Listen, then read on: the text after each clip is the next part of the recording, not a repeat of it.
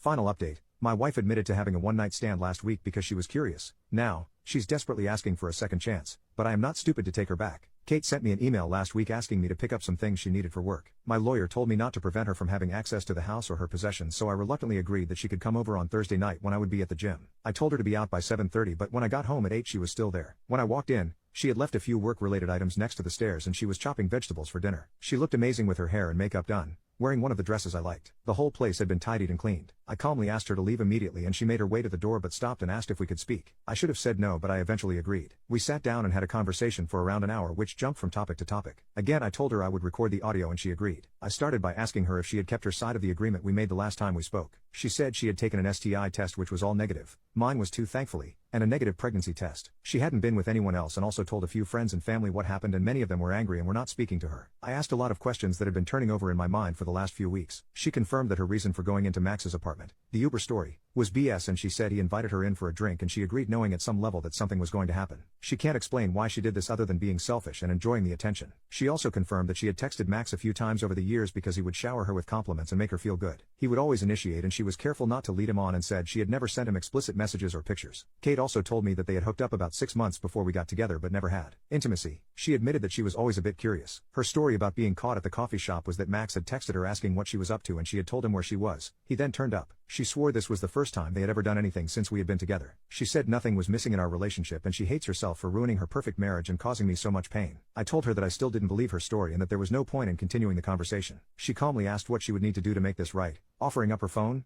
location sharing, not going out without me, etc. I said that I had no plans to become her prison guard, especially when I would never get over the betrayal. Things then took an unexpected turn which caught me completely off guard. She asked me to turn off the audio recording because she had something private she wanted to discuss and didn't want other people to hear it. I refused and she reluctantly continued. She asked if I had been involved with anyone else intimately since all of this happened, making it clear she was fine with it. I told her no and she said that I must be going crazy. We used to have intimacy almost daily, and started talking dirty about all of the things I could do with and to her. This involved a lot of kinky things that I had wanted to try or had only done a few times. She said she wanted to meet my needs, even if we did not get back together. She said we could have as many threesomes as I wanted from now on, or we could be open on my side only, and she would even find partners for us/me. She was trying very hard to turn me on and I stayed silent until she asked who I wanted to have a threesome with. For some reason, I mentioned the name of her coworker who is 5 years younger than Kate and a total knockout. This surprised her, but she was in too deep and asked me what I wanted to do with her. I went into detail about a pretty hardcore scenario and Kate was encouraging me until I said that she would just be watching. This again caught her off guard, but she went along with it. Later on, I realized that I only said all of this as a petty attempt to hurt Kate, which I don't feel good about. She was obviously convinced that her plan was working, so she pulled up her dress and got into my favorite position on the couch, begging me to have intimacy with her. I'll admit that for a few seconds, my body reacted even though my head was not in the game. Everything suddenly came into focus and the content of her email came flooding into my head. I can't explain why, but I started to laugh. Not just a chuckle but a full-on belly laugh. She looked hurt and moved away, then started to cry. I told her it was time for her to go and she left quickly, probably due to the embarrassment. I also said she needed to hurry up and get a lawyer because we were getting divorced. The post-nut clarity after she left confirmed that I had dodged a bullet. I have a meeting with my lawyer later this week and want to move forward with the divorce as quickly as possible. Final update.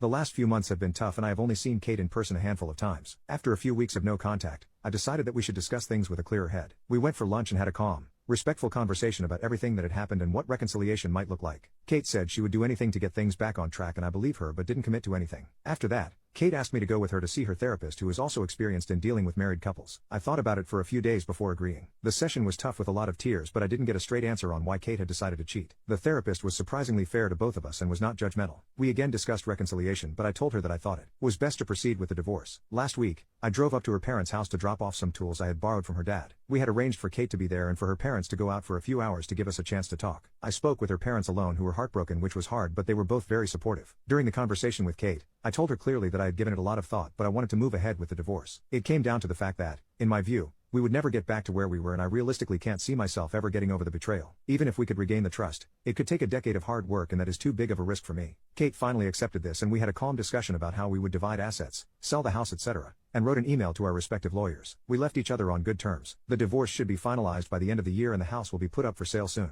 In the meantime, we will go no contact and agree not to start dating until everything is finalized. I have had a few casual hookups and it feels strange to be going back to being single after all this time. I have been hitting the gym, spending a lot of time with friends and family, and getting back into my hobbies. I'm optimistic about the future, and although I'm still devastated by the loss of my marriage, I feel that this has made me grow as a person.